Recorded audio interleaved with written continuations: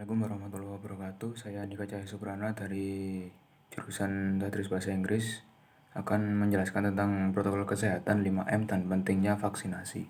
Dimulai dari pengertian. Vaksinasi, proses memasukkan vaksin suntikan atau lewat mulut ke dalam tubuh untuk menstimulasi sistem imun tubuh dan akhirnya imun terhadap penyakit menular tertentu. Vaksin sendiri adalah produk biologi yang berisi antigen yang bila diberikan kepada seseorang akan menimbulkan kekebalan spesifik secara aktif terhadap penyakit tertentu. Produk atau zat yang dimasukkan suntikan atau lewat mulut ke dalam tubuh untuk menstimulasi sistem imun tubuh.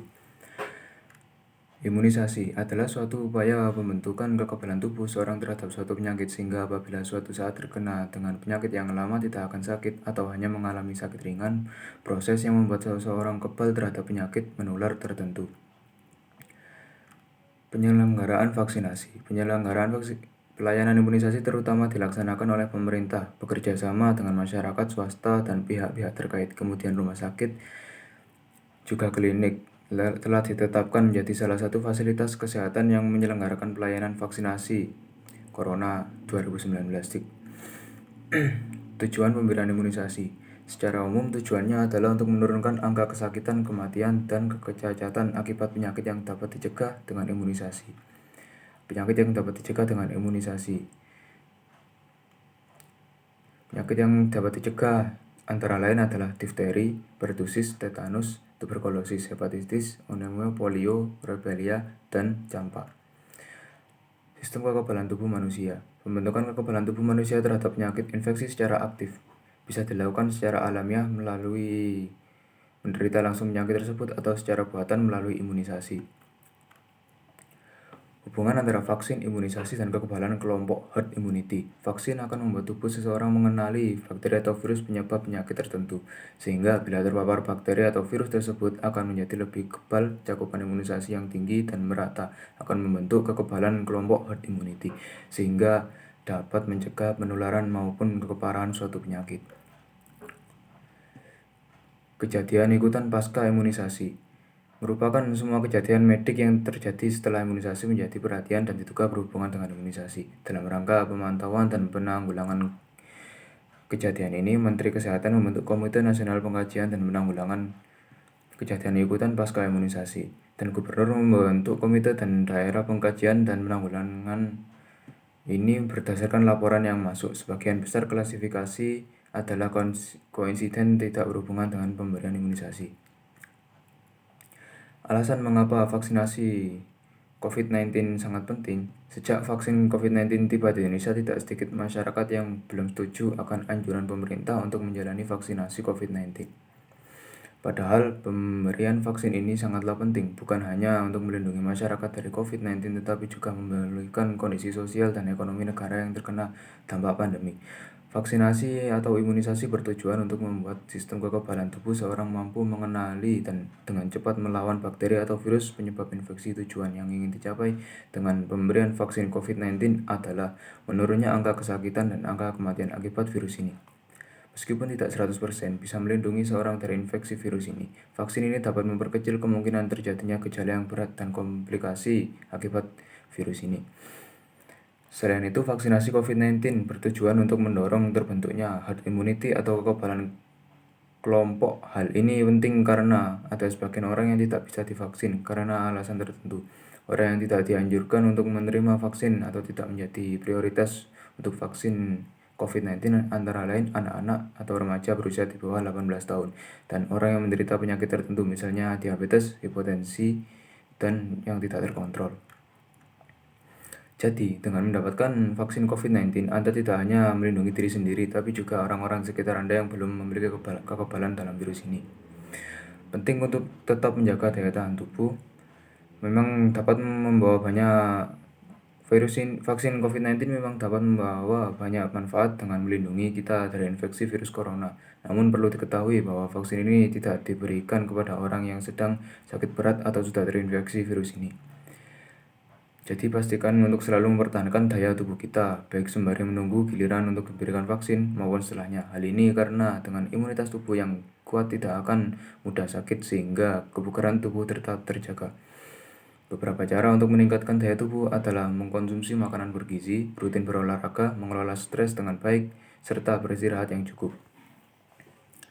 Selain cara-cara tersebut, kita juga bisa mengkonsumsi produk herbal yang dapat meningkatkan imunitas tubuh. Beberapa jenis herbal yang kandungannya dipercaya mampu memperkuat daya tahan tubuh adalah antara lain meniran hijau karena mengandung zat imunodulator untuk memperbaiki sistem kekebalan tubuh yang lemah.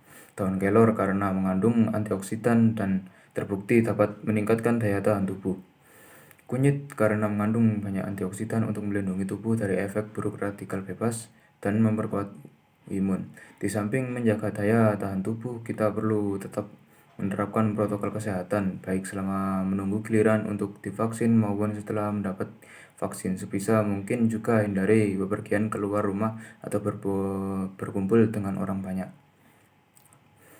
Vaksin COVID-19 diharapkan bisa menjadi solusi untuk menyudahi pandemi yang telah memakan banyak korban jiwa serta melumpuhkan aktivitas masyarakat. Dan partisipasi kita dalam program vaksinasi ini akan sangat membantu memulihkan keadaan negara kita. 5M mengalahkan penyebaran dan penularan virus corona di dunia tidak mudah. Namun beragam upaya virus terus dilakukan para ahli dan penduduk global dan mengakhiri ancaman virus yang terus menyerang bertubi-tubi. Di beberapa negara, termasuk Indonesia, pemerintah membuat pedoman dan protokol kesehatan untuk menghadapi virus corona. Di negara ini, protokol kesehatan ini dikenal dengan sebutan 5M. 5M antara lain adalah yang pertama, mencuci tangan. Rutin mencuci tangan hingga bersih adalah salah satu protokol kesehatan yang cukup efektif untuk mencegah penularan virus corona. Untuk hasil yang maksimal, kamu disarankan untuk mencuci tangan setidaknya selama 20 detik beberapa kali sehari, terutama saat sebelum memasak atau makan, sebelum menggunakan kamar mandi, setelah menutup hidung atau saat batuk atau bersin. Untuk membunuh virus dan kuman-kuman lainnya, gunakan sabun dan air atau pembersih dengan alkohol setidaknya dengan kadar 60%. Yang kedua adalah dengan memakai masker. Pada awal pandemi virus corona tahun lalu, Organisasi Kesehatan WHO mengatakan bahwa penggunaan masker hanya direkomendasikan untuk orang sakit, bukan orang sehat. Namun virus corona jenis SARS-CoV-2 yang merajalela hingga saat ini membuat protokol kesehatan bisa berubah-ubah seiring bergulirnya waktu. Beberapa waktu selang kebijakan WHO di atas, WHO akhirnya mengeluarkan himbauan agar semua orang, baik yang sehat ataupun sakit, agar melakukan penggunaan masker saat beraktivitas di luar rumah. Kebijakan WHO ini juga sempat ditegaskan oleh Presiden Joko Widodo sendiri. Protokol kesehatan virus corona terkait masker pun semakin digalakkan di beberapa negara di Amerika Serikat.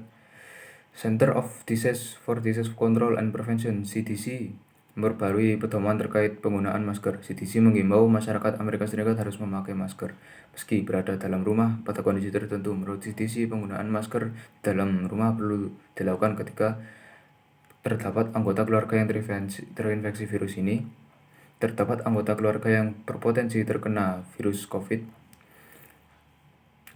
karena beraktivitas di luar rumah, merasa terjangkit atau mengalami gejala COVID, ruangan sempit, tidak bisa menjaga jarak minimal 2 meter. Yang ketiga adalah pentingnya menjaga jarak. Protokol kesehatan lainnya yang perlu dipatuhi adalah menjaga jarak. Protokol kesehatan ini dimuat dalam Keputusan Menteri Kesehatan RI dalam protokol kesehatan bagi masyarakat di tempat dan fasilitas umum dalam rangka pencegahan dan pengendalian COVID-19. Di sana dibuktikan menjaga jarak minimal 1 meter dengan orang lain untuk menghindari terkena droplets dari orang yang bicara, batuk, atau bersin, serta menghindari kerumunan keramaian dan berdesakan bila tidak memungkinkan melakukan jaga jarak. Maka dapat dilakukan berbagai rekayasa administrasi dan teknis lainnya. Rekayasa administrasi dapat berupa pembatasan jumlah orang, pengaturan jadwal, dan sebagainya. Sedangkan rekayasa teknis antara lain dapat berupa pembuatan partisi, pengaturan jalur masuk dan keluar, dan sebagainya. Menjauhi kerumunan. Selain 3 hal di atas, menjauhi kerumunan merupakan protokol kesehatan yang juga harus dilakukan. Menurut Kementerian Kesehatan RI, masyarakat diminta untuk menjauhi kerumunan saat berada di luar rumah. Semakin banyak dan sering kamu bertemu orang, maka kemungkinan terinfeksi virus ini akan menjadi sangat besar. Oleh sebab itu, hindari tempat keramaian terutama bila sedang sakit atau berusia di atas 60 tahun. Menurut riset, lansia dan pengidap penyakit kronis memiliki risiko yang lebih tinggi terhadap virus corona.